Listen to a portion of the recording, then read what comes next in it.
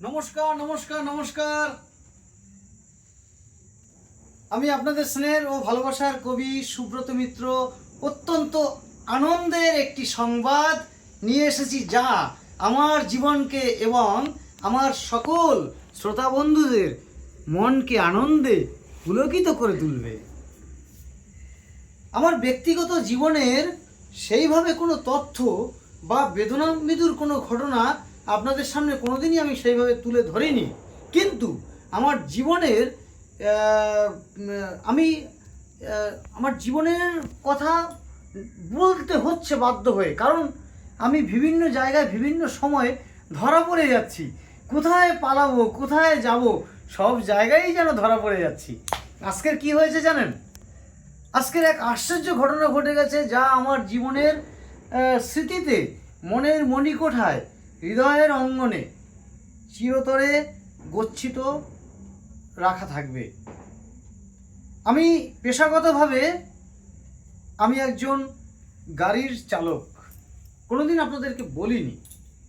আমি পেশাগতভাবে একজন গাড়ির চালক এবং গাড়ি আরও বেশ কিছু কাজের সাথে যুক্ত আছি, এবং গাড়ি পরিষ্কার করার লোক। হ্যাঁ, বাবুরা সাহেবরা যে গাড়ি পরিষ্কার করে, গাড়ি চড়েন, সেই গাড়ি পরিষ্কার এবং তাদের পায়ের যে ধুলো পড়ে সেগুলো আমি পরিষ্কার পরিচ্ছন্ন করি। এটাও আমার একটা অন্যতম পেশা।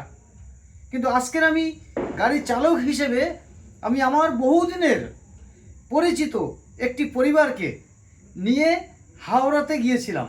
হাওড়ায় ন্যাশনাল প্লেস বলে একটি জায়গা আছে, সেখানে। তো আমার স্বভাবগত কারণে আমি তো এক প্রকার স্বভাব কবির মতো, আমি যখন যেরকম মনে হয় সেটা আমি আমার মতো করে লিপিবদ্ধ করতে থাকি, ভাবনা চিন্তা করতে থাকি।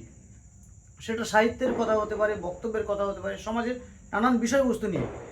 ঠিক স্বাভাবিকভাবেই আমি ওই ন্যাশনাল প্লেসের ওখানে আমি যাদেরকে নিয়ে গেছিলাম তাদেরকে নামিয়ে গাড়ি লক করে আমি ওখানে বসে ভাবনা চিন্তা করছিলাম, আমার ডায়েরিতে লিখবো, কিছু ভাববো, এরকম।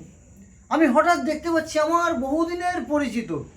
বহুদিনের পরিচিতা তিনি একাধারে বাচিক শিল্পী, একাধারে কবি, সাহিত্যিক, আবৃত্তিকার, যার সাথে আমার এর আগে বহুবার মঞ্চে কবিতা পাঠ, দেখা, বসা, ওঠা হয়েছে, সেই মৌসুমী লাহিড়ী মহাশয়া।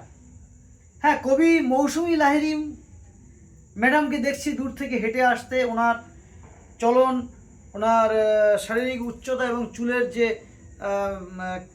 গঠন দেখে আমি অনুমান করেছিলাম মৌসুমী ম্যাডাম হবেন। তবুও ভাবলাম যে না, তিনি নয়। উনি কাছে এসে বললেন, সুব্রতদা আপনি এখানে? পরিচয় করলেন, যা যা হয় তাই। আমি নিজের মুখলজ্জায় বা আমার ভিতরে কিছু একটাই হয়েছে যে আমি এখানে এই কাজে এসেছি, কিন্তু আমি এই সব মানুষদের সাথে, অনেক হাই প্রোফাইল মানুষদের সাথে মঞ্চে কবিতা পাঠ করি, ওঠা বসা করি। তাই আমার কি মনে হয়েছে, আমি আজকের মিথ্যে কথা বলতে বাধ্য হয়েছি। মিথ্যে কথা বলেছি, বিশ্বাস করুন। আমি বলেছি অমুক জায়গায় এসেছি, নানান রকম কথা বলে বিষয়টাকে এড়িয়ে যাওয়ার চেষ্টা করেছি। কিন্তু কি দেখলাম, যে বাড়িতে এসে আমরা গেছি, আমার সেই যাদেরকে নিয়ে গেছি তারা গেছে, সেই বাড়িতেই মৌসুমী ম্যাডামের একেবারে নিকটজনেরা থাকেন এবং ওনারই আত্মীয় তারা। জানার পরে মৌসুমী ম্যাডাম কি করলেন জানেন? আমাকে নিয়ে গেলেন, তাদের আত্মীয় পরিজনের সাথে পরিচয় করালেন, কথা বললাম, একসাথে ছবি তুললাম, কবিতা পাঠ করলাম। আজকের আমার একটা অনুষ্ঠান ছিল যাদবপুর সূর্য সেন মঞ্চে, আমি সেখানে যেতে পারিনি, কিন্তু এও একটা অনুষ্ঠান। এখানেও আমার একটা আত্মতৃপ্তি, আনন্দ ঘটেছে। সাহিত্যের জীবনে আমার মনের মণিকোঠা এই দিনটি চিরস্মরণীয় হয়ে থাকবে। এটাও একটা পুরস্কার, এটাও একটা মঞ্চের অনুষ্ঠান। আমি মৌসুমী ম্যাডাম সহ যারা যারা আজকের ওখানে উপস্থিত ছিলেন, সকলের মনোভাব, তাদের চিন্তা